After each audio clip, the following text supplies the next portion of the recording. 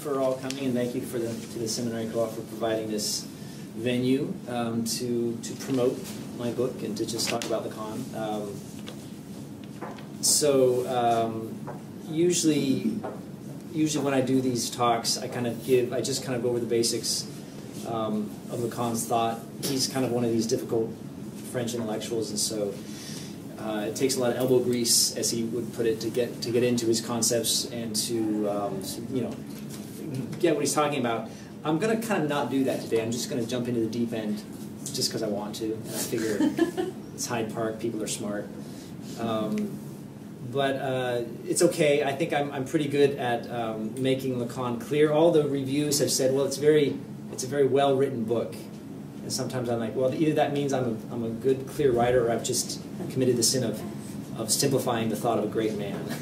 Because if you read Lacan, it often does not feel like it's very clear. But I'm going to try to be clear, and I'm going to touch on a lot of different things, hopefully not too many.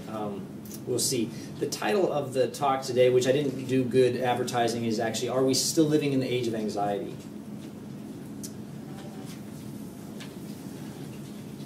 So the subject for this talk has percolated over the last 6 months or so, mainly through serendipitous connections between the books I happen to be teaching and reading at the same time. I recently got my hands on Lacan's seminar on anxiety, which he gave in 1962 and 1963, but which was just translated into English last year. And I ended up reading it at the same time that I was going through Paul Tillich's most well-known text, The Courage to Be, which concerns different historical types of anxiety. I also happen to be teaching a tutorial on Hannah Arendt at Shimer College, which is just down the street where I work. And though I have for a long time been enamored of Arendt's thought, I never made connections between her and Lacan until just recently. And I have to say, some of these connections are more like sparks than strong, strong connections. And I hope it's just illuminating in terms of taking one thing that's very distant from another thing and seeing if we can't think about things a little differently. So I realize that tackling these three major thinkers in an hour or 45 minutes here is a little foolhardy. But a rule of thumb I have when I'm being foolhardy is to just push all the way into foolish. And so I'm going to do that by starting to talk about Tom Cruise and his latest film, which is just sort of be a little framing device here to get into Lacan and anxiety. So film directors love killing off Tom Cruise. If you've seen enough Tom Cruise movies, you might have noticed this. They love disfiguring him, setting him on fire, blowing him up. The latest Tom Cruise killing movie is called Edge of Tomorrow, and it really takes the Cruise killing up a notch. The character played by Cruise, Major William Cage, dies at least 100 times. Unfortunately, we don't get to see all of them. And I will be indulging in some spoilers here for those of you who haven't seen the film, but it doesn't matter because it's a bad film and you shouldn't see it. Spend your time and money on something else, like a book or something. Well, actually, it's good for about 5 minutes, and that's the part I want to talk about. Our theme for today is anxiety, and we typically think of anxiety in psychological or psychoanalytical terms, or today in terms of pharmacology. We think of panic attacks, crippling depression, and the drugs we take to combat them. But anxiety can also be thought of in existential terms. This is where Tillich will take us. It can also be approached with the concepts of political philosophy and political thought, which is where Arendt will come in. Movies and other pop culture artifacts often give us pretty good representations of our common anxiety as it exists in the social order. And often enough, although I guess this is unfortunate, the worse the movie, the more it relies on the cliches of its genre, the better a window it is into our collective condition. So briefly, this film, Edge of Tomorrow, is set some point in the future during an alien attack. The whole fight is weirdly mapped onto a mixture of World War I and II, but it's more or less the storming of the beach at Normandy. We're clearly meant to experience the mimics, and that's what they call the aliens, as Nazis. They don't speak German, they mostly hiss, but they're Nazis. And most of the film takes place during one day, which gets repeated ad nauseum, in which the federated Anglo-American forces storm the mimics' position on a French beach. Cruise plays an American PR guy, this Major Cage, who against his will gets thrown into the front lines of the battle and immediately gets crunched up by one of the aliens. Upon dying, though, he is returned to the beginning of that day, which he has to live over until he dies again. Reset, repeat, wake up, die. As enjoyable as it is to see Tom Cruise die in increasingly creative ways, even more enjoyable, I think, is the fantasy of seeing ourselves in his position and given a day that we can repeat over and over until we get it right. This conceit, of course, is not new. It's done much better in Groundhog Day with Bill Murray, and I'll get back to that later. But part of what makes Edge of Tomorrow, even the title is really just horrible, Edge of Tomorrow, bad in its unoriginality. It simply moves the plot of that film, Groundhog Day, onto the battlefield. And yet, for the psychoanalyst, the question is, why should we so desire to repeat the same thing? This thought was the impetus for Freud thinking about the death drive. Why should we repeat the exact same thing? Why would studios pay millions, moviegoers pay millions, to experience the same old thing? Well, the psychoanalytic answer to this question always involves a fantasy. What fantasy is being enacted that is so pleasurable we enjoy it instead of the movie? The fundamental fantasy in Edge of Tomorrow is that we could die and yet live. That we could take what we need from death, learn the lesson it has for us, and yet go on to live another day. When religious traditions picture the afterlife as a mere continuation of things we liked in this life, it is the same fantasy being invoked. Endless progress. Cruise's character goes from being an inept and cowardly accidental soldier to a fighting machine. And yes, there is that, look how good I'm getting montage with the appropriate music. Every time he's killed, he learns something that he never could have learned otherwise. At a certain point, he meets a woman who trains him and who periodically kills him off so they can start the lesson over. These death scenes have a comedic element to them, which makes it clear that dying is enjoyable. Not only for us watching, but also for the characters. Because what was unknown has now become known. They have nothing to fear in death. He's conquered death and can die as confidently as a mystic who, because they have tasted of the fruit of eternity, have no other desire but to travel to its source. Eventually, Cruise learns that he has acquired his powers because the first time he died, it was at the hands of an alpha mimic who sprayed some of its blood on our handsome hero. Really messed him up pretty bad. Not as bad as in Vanilla Sky, but pretty bad. And in so doing, shared some of his time-warping powers with him, so the mimics essentially are able to control time. Problem is, the mimics know that this has happened and are now hunting for Major Cage. The woman who trains this Cruise character also had this happen to her, but she lost her powers when her life was tragically saved one day on the battlefield by a blood transfusion. Yet before this happened, she started to have visions of the Omega. Yes, Alpha and Omega, there's a sort of lack of creativity here. But the Omega is the central brain of the mimic, which, if it's taken out, the whole enemy collapses. And this is exactly what happens at the end of the movie. Again, a spoiler, but again, save your money. But outside of a few comical death scenes, we still haven't gotten to what is good in the movie. Namely, when Cruise's character suffers the same fate as his trainer/love interest, and yes, it's a love interest, of course. He too gets saved before he can die, given someone else's blood, and now has only one life to live. And despite the fact that the comforting fantasy of control over death, sort of having our death and eating it too, is gone, one gets, for just the briefest moment, a breath of freedom. Death is real. He will die. He only has one chance to save the world, and he's really not prepared. Therefore, along with his freedom comes a palpable anxiety, which plays a part in giving his actions a real meaning because they are not determined already, because he hasn't rehearsed for this moment. So even though we really enjoy the fantasy of living forever, the lifting of the fantasy is a breath of freedom that is more real in its enjoyment. Freedom, anxiety, the real are quilted together at this moment. Of course, very quickly, all the old sci-fi action movie cliches move in, and everything becomes even more predetermined than it was earlier. Of course he won't die. Of Of course he'll get the girl. Of course the Omega, hiding in a parking garage beneath the Louvre, which is apparently one of the 2 or 3 places you can hide something important in one of these, blockbusters. It will be destroyed and humanity saved. The worst moment in the film arrives right at the end when, breaking its own already shaky logic, the film resurrects Cruz one final time for no other reason than to win the girl without ever having to do any work. We fade to black on the smarmy grin we all know and hate. But having already killed the man countless times, when it really comes time to finish him off once and for all, they let him live to get a girl he doesn't deserve. Why is the best part of the movie, though, the moment at which the enjoyable fantasy is lifted? The moment in which death becomes real again? Lacan will help us answer that, but before we get to Lacan, we're going to talk a little bit about Paul Tillich and his analysis of anxiety. So I realize that 2 of the people I'm talking about today, Tillich and Arendt, both taught in Chicago at some point.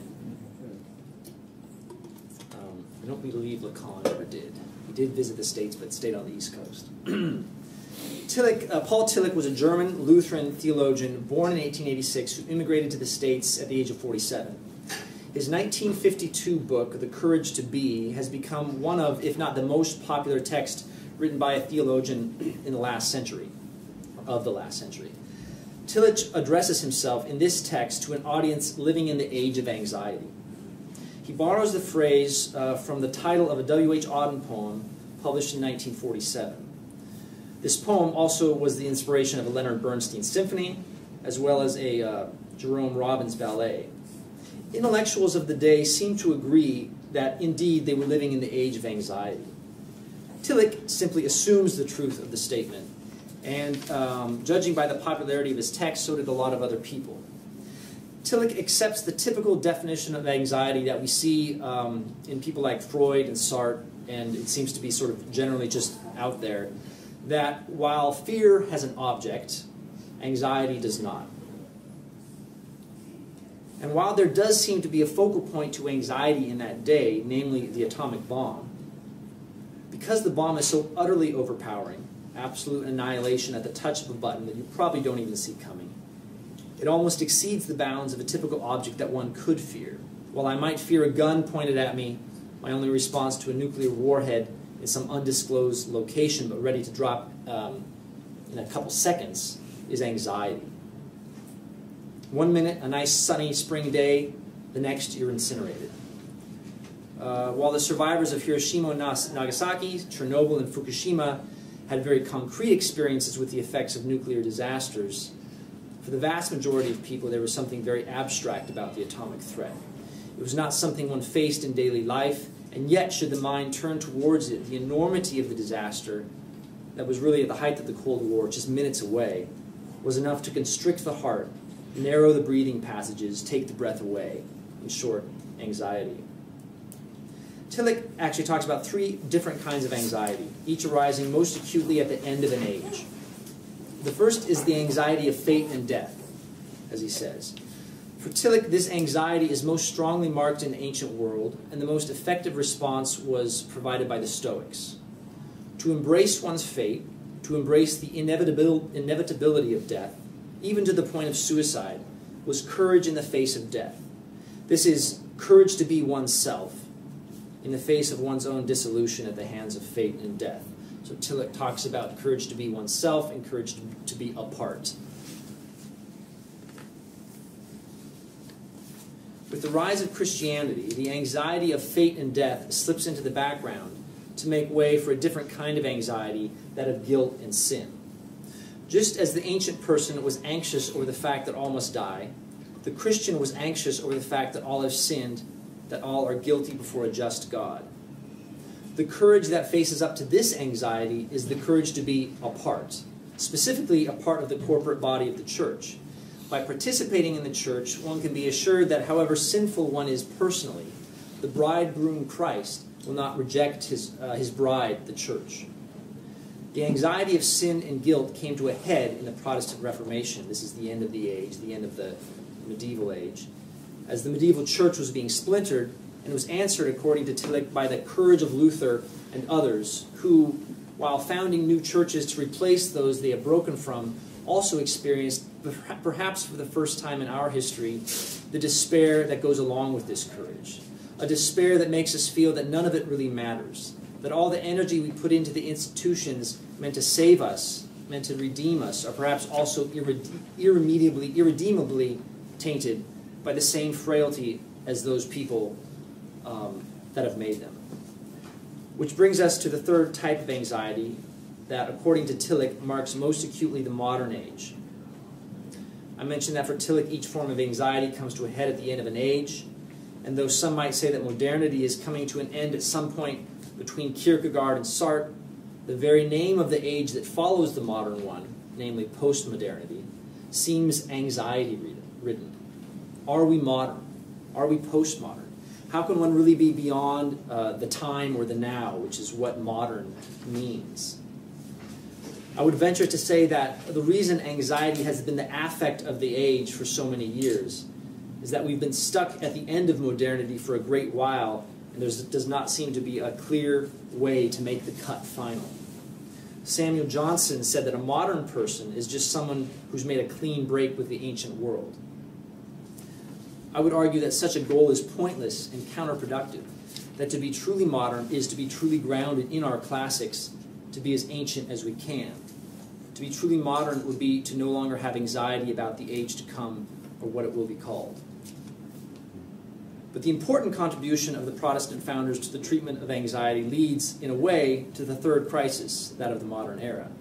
This is, according to Tillich, existential anxiety, the anxiety of meaninglessness. And of course, he's relying on the work of people like Sartre. In this age, the anxiety of a Luther or a Calvin, that the churches they built will be contaminated by the sinfulness of their builders, has infected every thinking person, and concerns not just the validity of this church or that church, but the meaningfulness of any human activity. Tillich describes this modern anxiety in the following way. The anxiety of emptiness is aroused by the threat of non-being to the special contents of the spiritual life. A belief breaks down through external events or inner processes. One is cut off from creative participation in a sphere of culture. One feels frustrated about something which one had passionately affirmed. One is driven to devotion to one object or another, and again on to another, because the meaning of each of them vanishes and the creative eros is transformed into indifference or aversion. Everything is tried and nothing satisfies. Tillich finds the answer to this type of anxiety in existentialist thinkers from Kierkegaard to Sartre, namely that to affirm the meaninglessness of life is not without meaning. That to be able to affirm means that there is something in life that is meaningful from which to despair at the meaninglessness of it all. Now, if this sounds a bit Cartesian or just sort of like mental gymnastics, I think Tillich felt that as well. And he admitted that just as the medieval courage to be as a part results in the loss of the self, the existentialist courage to be as oneself can result in the loss of the world. The only way to save both self and world for Tillich would be an act of faith. He is a theologian. Not in the God of theism, but as he says, in the God above God. That is, the world and I are still essentially meaningless. There is no corporate body that by participating in I can assuage my existential angst. There is not even a traditional deity that could provide relief. There is only the faith that there is a meaningful ability to affirm the meaninglessness we see around us. It's even hard to say. And this comes not from me, but from a hidden and obscure point that we call God. In Tillich's words, meaninglessness, as long as it is experienced, includes an experience of the power of acceptance. To accept this power of acceptance, consciously, is the religious answer of absolute faith, of a faith which has been deprived by doubt of any concrete content, which nevertheless is faith and the source of the most paradoxical manifestations of the courage to be. And then, in the last sentence of the book, oft quoted, the courage to be is rooted in the God who appears when God has disappeared in the anxiety of doubt.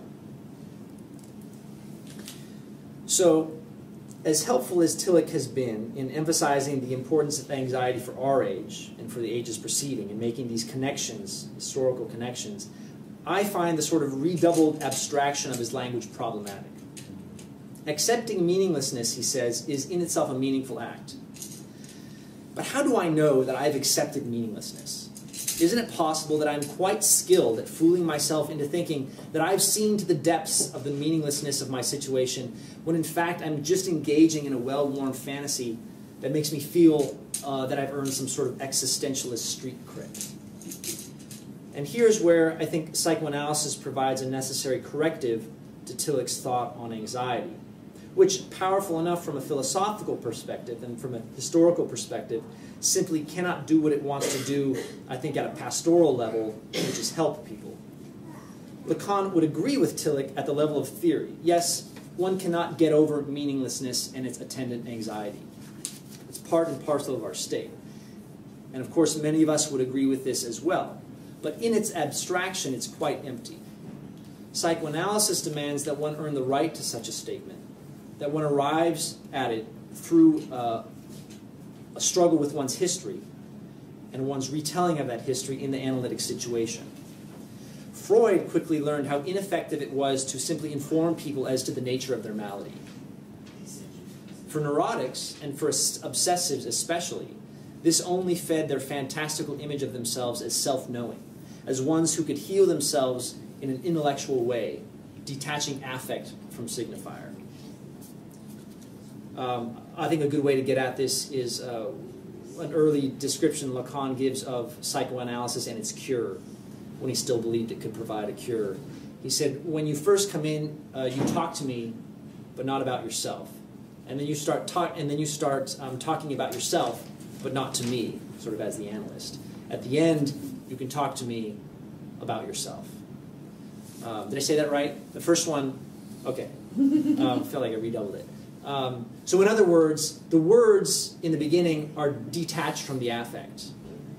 And there's perhaps an address at some point to the analyst, but only with a sort of a wall of emotion and affect. At some point, they have to come together. One story has to be filled with the emotions which sort of were there at the original traumatic event. At one point, Tillich remarks that the demoniacs in the New Testament were often aroused to a state of great anxiety by the presence of Jesus. Often they are depicted as the only ones who know the truth about Jesus, and they just want him to leave.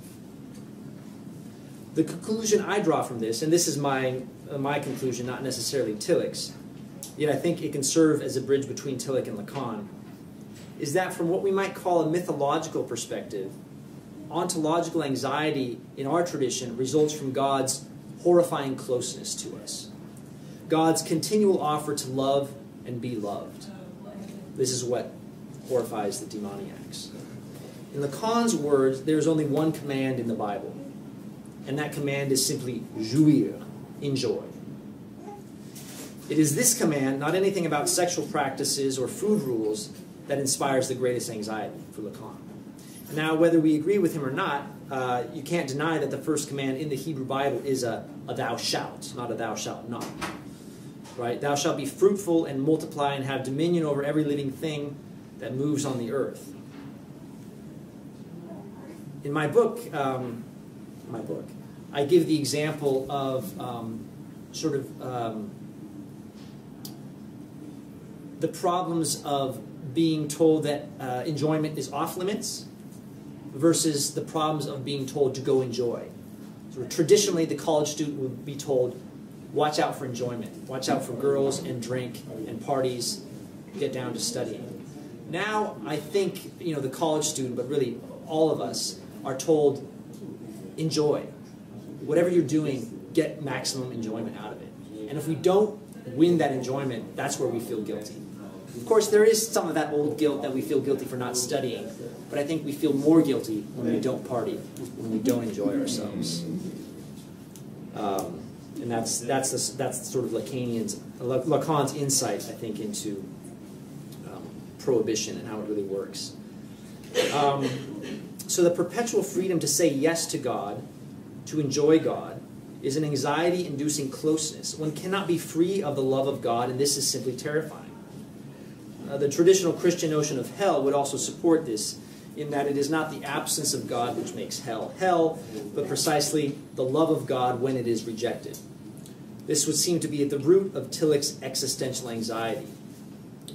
Whereas suicide can take away the threat of death, and participation the threat of condemnation, there is no yes or no act that can take away the freedom to love God, to say yes once again, or to say no once again. And the lack of emphasis, theologically speaking, on heaven and hell in the modern period, at least in the last couple centuries, speaks to this sense of infinite choice. It's not that we no longer believe in heaven or hell, but that we no longer believe that death is the end of one's freedom to choose either heaven or hell. So let's finally get to Lacan here. But first, another detour. Because to get to Lacan, we always have to go through Freud, who is the master. And according to Freud, it is death which stands at the center of our psychic economy. Freud took the power of what he called the death drive so seriously that he wondered at the end of civilization and its discontents whether or not its adversary, Eros, or essentially the life force, would be able to mount a comeback. I quote the final paragraph of that text at length. I think it's very relevant to our topic. And these are famous lines which some of you probably recognize. He says, "The fateful question for the human species seems to be whether and to what extent their cultural development will succeed in mastering the disturbance of the communal life by the human instinct of aggression and self-destruction. It may be that in this respect, precisely the present time deserves a special interest. Men have gained control over the forces of nature to such an extent that with their help they would have no difficulty in exterminating one another to the last man. They know this, and hence comes a large part of their current unrest, their unhappiness, and their mood of anxiety. And now it is to be expected that the other of the two heavenly powers, eternal Eros, will make an effort to assert himself in the struggle with his equally immortal adversary. But who can foresee with what success and with what result?" Lacan, too, though he theorized it differently, puts death at the center of the psychic knot, what he calls the Borromean knot, and which you can see in the handout. So, this is the point at which I would usually explain the Borromean knot, the symbolic, the imaginary, the real. I'm kind of skipping it and just asking you to focus on the little a in the middle of the knot. He calls it objet petit a. He asked that it wouldn't ever be translated. And I just refer to it as objet a. And I won't go into sort of why it's called that. Forgive me, it would just take too long. But it's pretty interesting. So this video is actually, this lecture is being recorded. And if you want sort of the background to this, the lecture that I gave at Scheimer College just a few weeks ago kind of fills in. It's all about the Borromean knot. Lacan first formulated his notion of objet petit a, or objet a, as part of his matheme of the fantasy. Matheme is his attempt to get sort of mathy. He takes it from Claude Lévi-Strauss's mytheme, but it's an attempt to put his teaching in a form that can be transmitted without, what did he say, distortion. So objet petit a is part of the matheme of the fantasy. The split subject, which is the S with the line through it, that relates to objet a. And he uses this lozenge or this diamond-shaped thing to talk about different forms of relation. Again, I won't get into that. We'll just consider it as some relation to objet a, but it's complicated, as relationships are. Objet a can take on different forms in the fantasy. There's more or less a form of objet a for each drive. Some of them borrow from Freud, but I'd like to just discuss what Lacan calls the primal form of objet a, that of the breast. This is the object of the oral drive. We have infants here, so I'm sure they'll relate, which is developmentally the first drive that engages the infant. The breast as object, the breast as objet a, is not that which satisfies the oral drive. Well, obviously an infant is satisfied by the breast, but in terms of desire, it is the breast as the object cause of desire. the object which causes but does not satisfy desire. So Lacan talks about need as something that can be satisfied, but as desire as something that is properly endless, although the fantasy always wants to close off desire, and that's the danger of the fantasy. The breast as an object, not of need, for needs can be satisfied, but of desire which can't. That's the way in which the breast functions as objet a, as the primal objet a. Lacan says lots of things about objet a, but one thing he says is that it falls away. Objet a, this cause of desire at the center of the psyche, is always a lost object. And the breast is the primordial lost object for all of us. Over the last few months, I've been telling the story of Jack and the Beanstalk, because we have a 2-year-old as well. And so, you tell it every night, you get pretty familiar with it, or at least, your own version of it. But it struck me that it's simply the story of the breast as objet a. So the cow, which provides milk to Jack and his mother, stops providing milk. No reason why, but it stops, and so it's gotten rid of. And what takes its place is a duality. Objet a drops away, you get a cleavage, you get duality. 5 golden coins, which of course is what he's supposed to get, versus 5 supposedly worthless beans, which of course, because he's a dunce, he gets. The fall of objet a always results in the splitting of the drive into its erotic side, the object as valued, the gold, and its aggressive side, the object as spurned, or these beans that the mother reacts to violently and sends, Jack to bed without his supper. The spurned beans are discarded onto the trash heap, but the next morning they've grown into a ladder to the skies, this beanstalk, to the land of the giants. Jack goes there, steals various precious objects, slays the giant, and returns with an object that has the power to nourish him and his mother endlessly. The nourishing breast, which was taken away at the beginning, is returned in a new and better form at the end. In Stephen Sondheim's version of the story, which we see in his musical, now film, Into the Woods, it is clear that the breast has become an object of desire. It's gone from being an object of need, which it was as the cow, it provides the necessary food, into an object of desire, because when Jack goes up to the land of the giants, he has sort of this obscure sexual attraction to the giant's wife, who takes him to her breast. And the audience sort of giggles nervously. They're not quite sure what's happening to the fairy tale. But I think from a psychoanalytic point of view, it's accurate. It actually involves a nice complication, right? Whereas the fairy tale is much too closed. You simply get the breast in a better state, right? It just magically supplies food till the end of time. What we should be talking about is a transition from need to desire, something that can't be simply closed off and satisfied. So the affect that Lacan links to objet a is anxiety. He says wherever objet a arises, so does anxiety.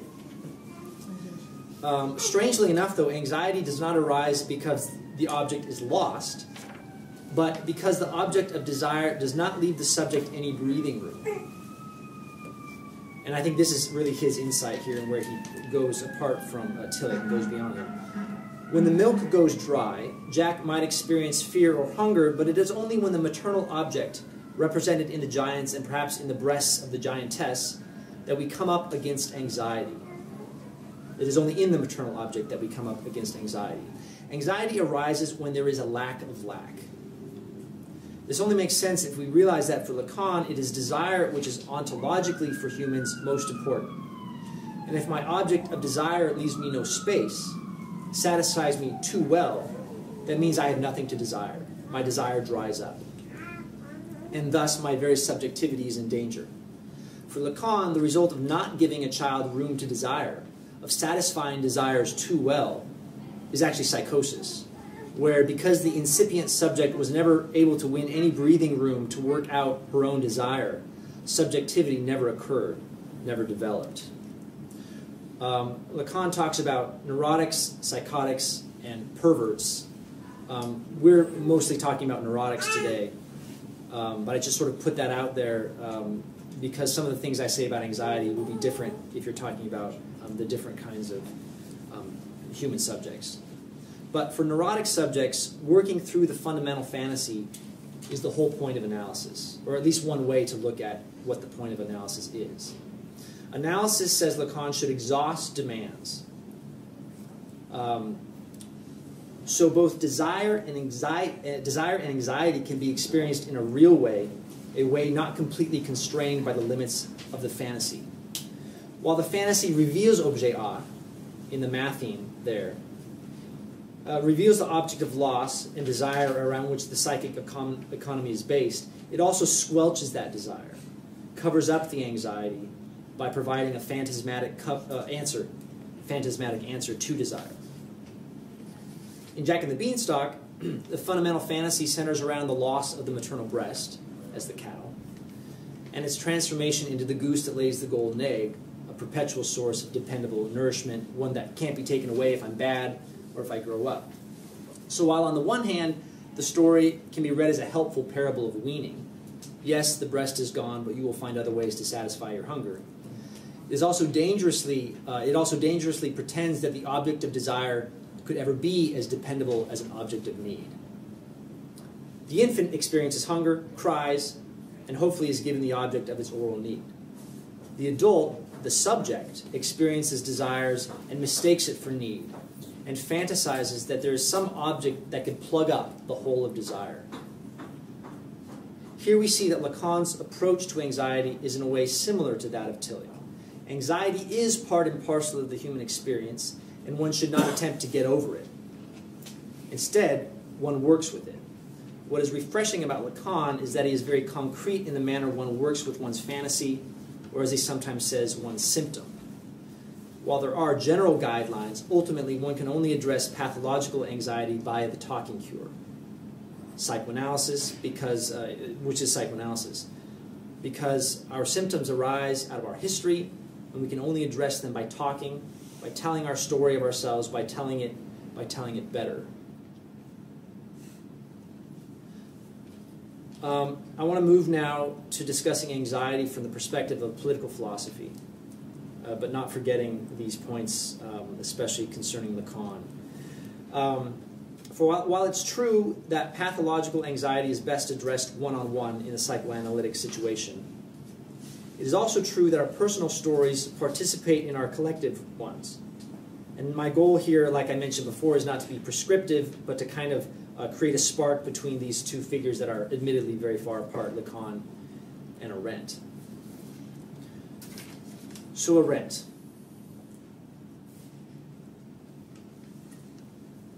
Her first major publication was The Origins of Totalitarianism, written in 1950, in which she traces the rise of 20th century totalitarianism as seen in Nazi Germany and the Soviet Union.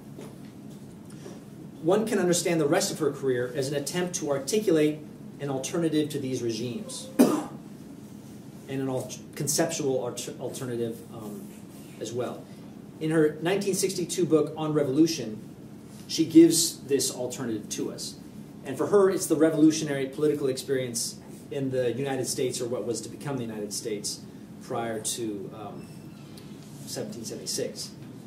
This era is for her an untheorized or faultily theorized era, one which has been overshadowed by the brilliant analysis and theory lavished onto the French Revolution.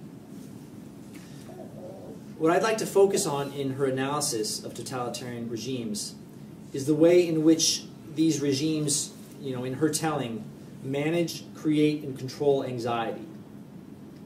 They squeeze men and women into a mass, taking away the public space, in which one always has a certain distance from one's neighbor, a certain freedom of movement. Arendt constantly uses the language of anxiety, which etymologically does refer to a tightening and to a squeezing. As she says, and I'll quote at length here, that these regimes fit the subject into the iron band of terror even when he is alone. Totalitarian domination tries never to leave him alone, except in the extreme situation of solitary confinement.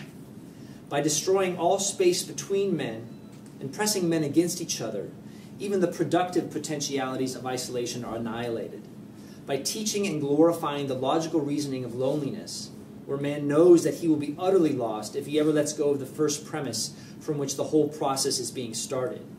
Even the slim chances that loneliness may be transformed into solitude and logic into thought are obliterated. And I'm still quoting here.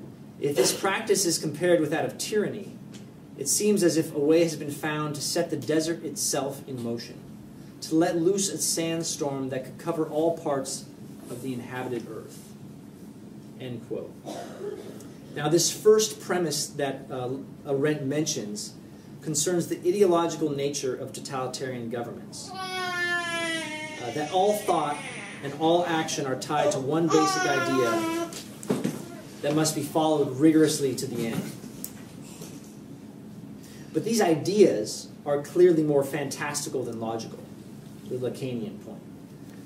They are simply fantasies which must be followed with the rigor of logic.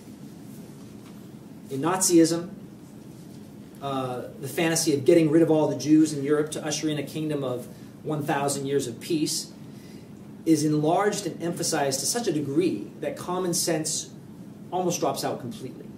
No one, or almost no one, stops to wonder how it is that an idea whose conclusion is peace, whose rhetoric is even peace, could demand such an unprecedented violence. In fact, the contradiction becomes another proof of the idea. Of course, an unprecedented peace demands a violence heretofore unseen.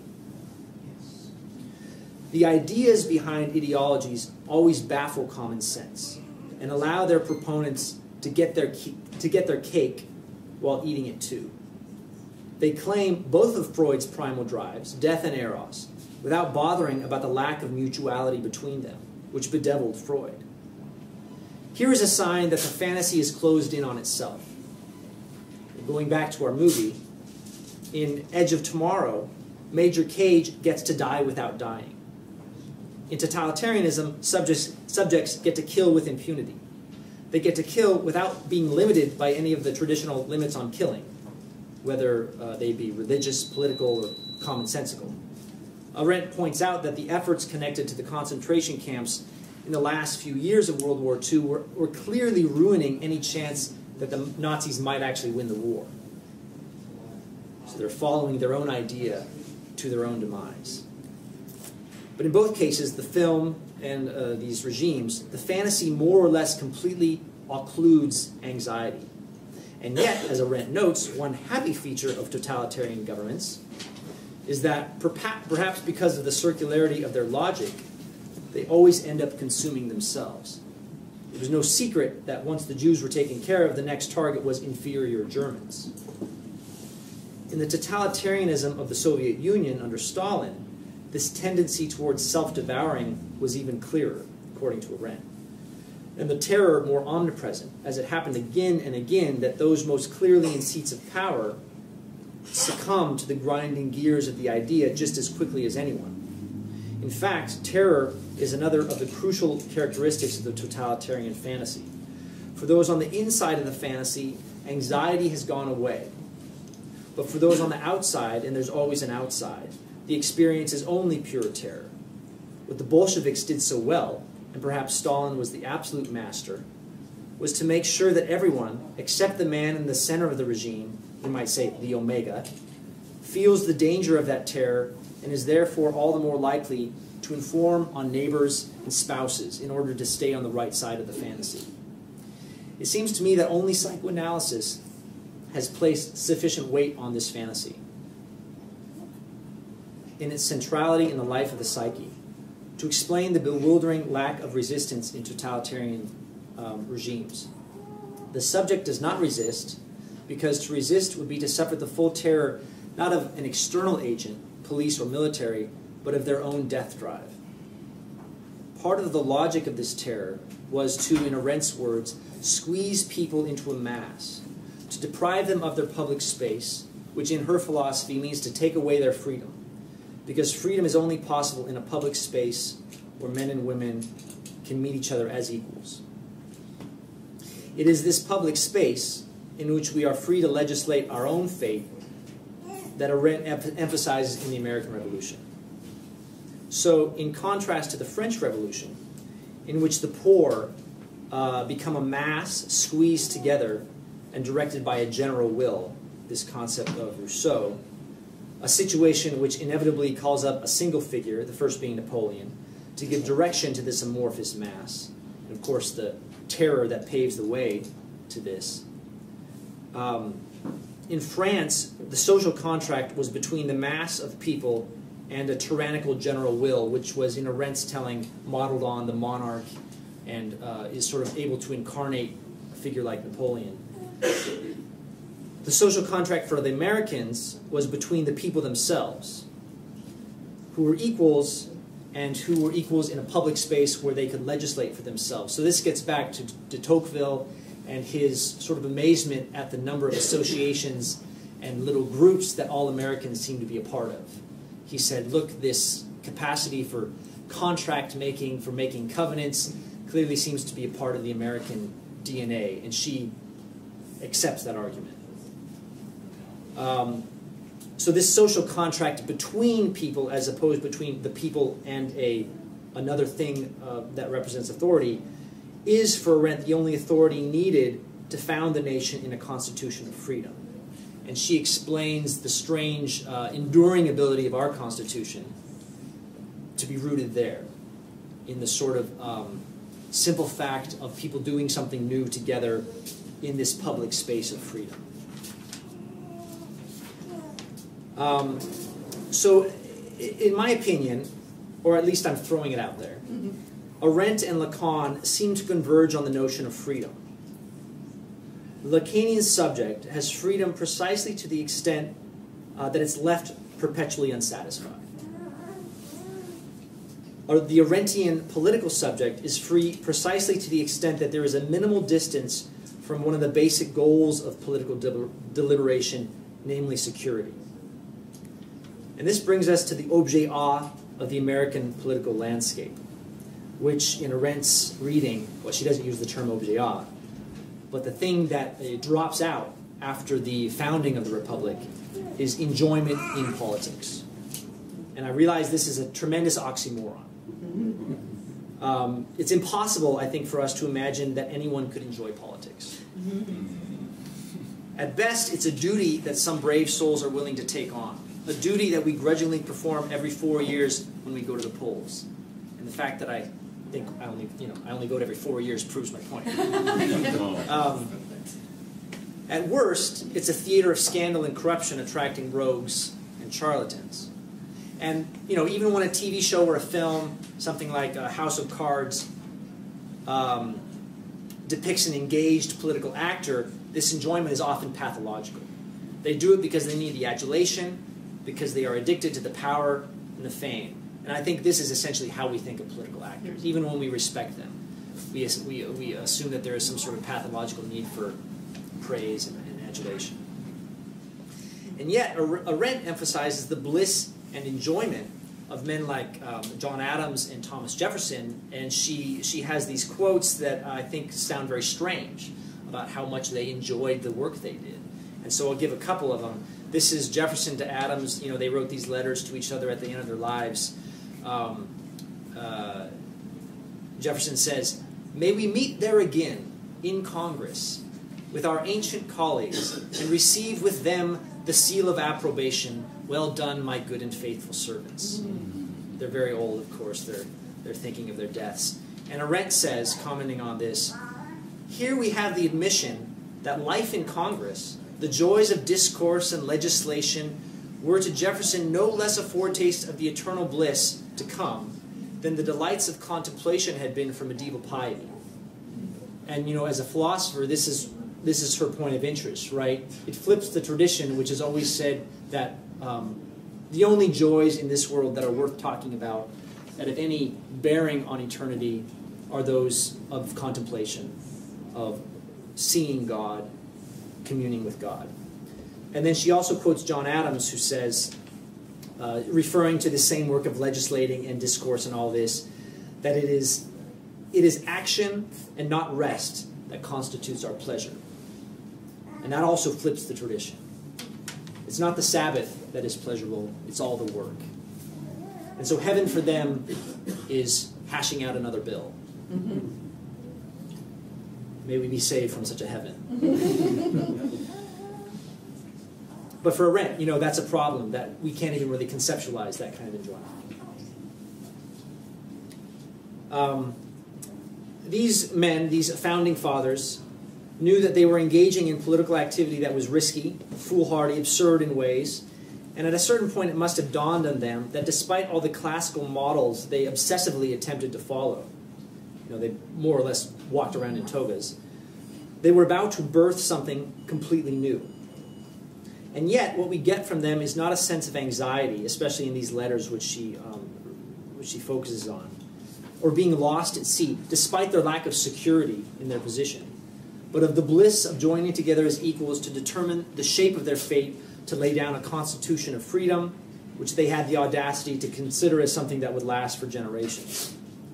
It is this which has dropped out from our political experience, and the proof of it, such as it is that instead of that primordial enjoyment, we have an unavoidable dichotomy, or the many dichotomies of our political experience. So when we think about politics, we only think about the left, right, conservative, liberal. We have no other way to approach it. These are like, cherubims with flaming swords blocking the way to the kind of joy that Adams and Jefferson seem to revel in. For Arendt, there is also a phrase that gets lost in the loss of enjoyment in politics. And Lacan would like this, I think. I don't know if he read Arendt, but he would say, yes, the signifier gets lost as well. And the phrase is public happiness. And Arendt thinks that, looking at Jefferson before he wrote the Declaration of Independence, that there was some confusion as to whether it should be the pursuit of happiness or the pursuit of public happiness, namely whether happiness was private or public. And Arendt says, and I think she's right, that clearly we have opted for the private reading.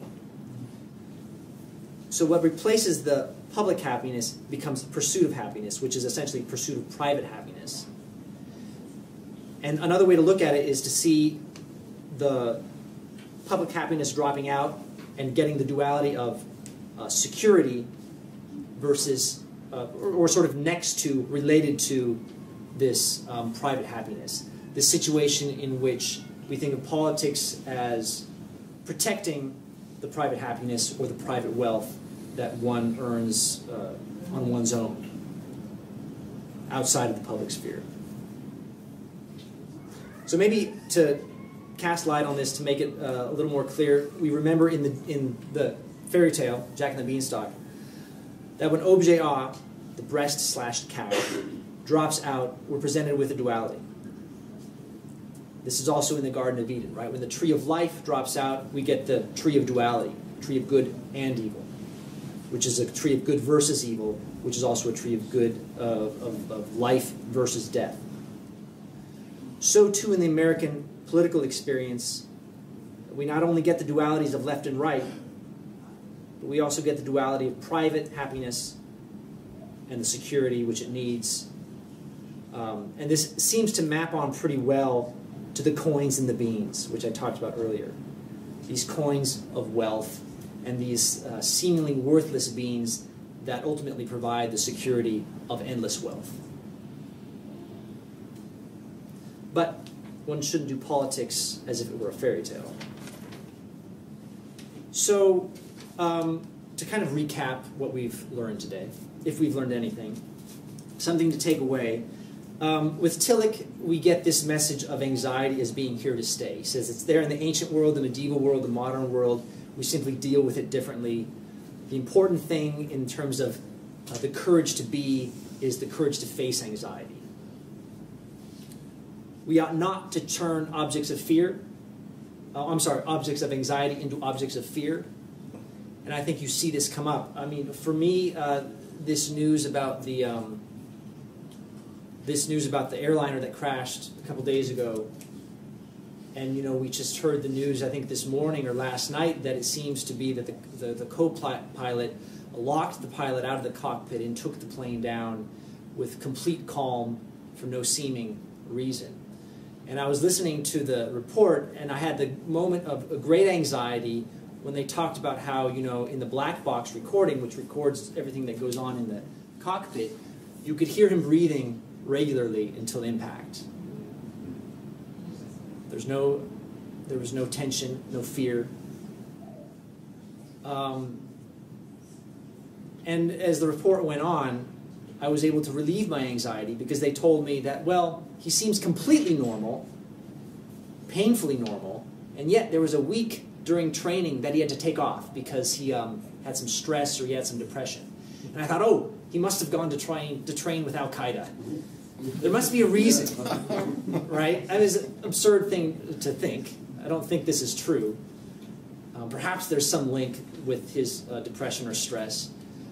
But I was desperately searching to turn this object of anxiety, a man who could take a plane down without adjusting his breathing, whose heart rate didn't get any higher as he took the lives of himself and 150 people, trying to replace that object of anxiety with an object of fear. Give me something I can fear, Al-Qaeda. I know we can beat them, we can go find them, we can kill them, root them out, find their holes, whatever, all that stuff, you know.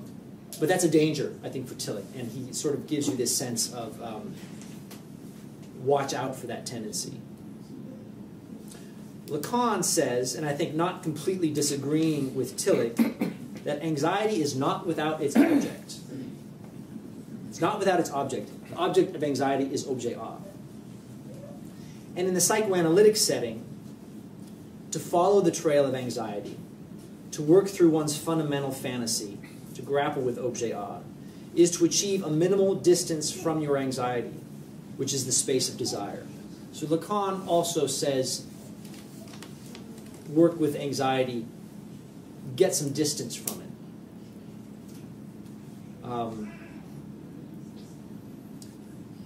And Arendt, I think, allows us to interrogate our collective political fantasy, in which we foreclose on both enjoyment and anxiety by interpreting freedom as private instead of understanding the goal of governance as the maintenance of this public space of freedom, which she talks about so much.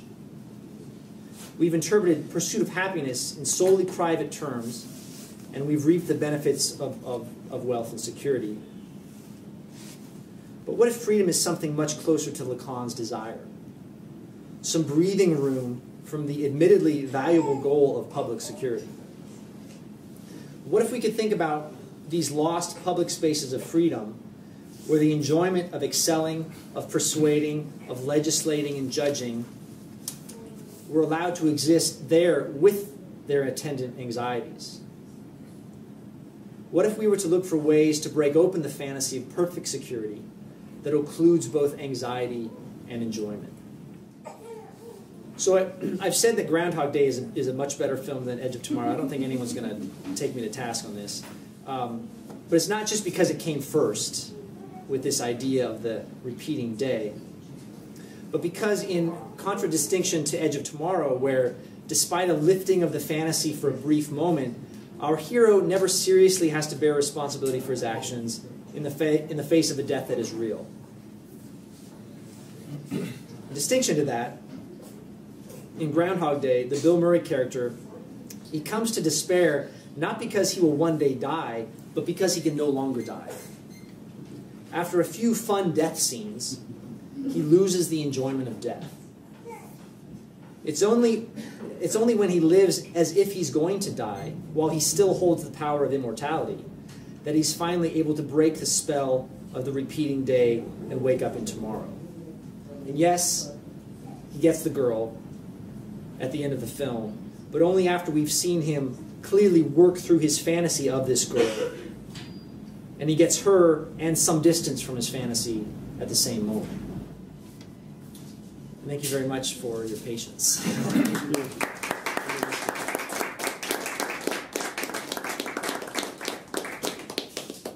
So I don't think they're closing right now. If there are questions or comments, you can entertain those.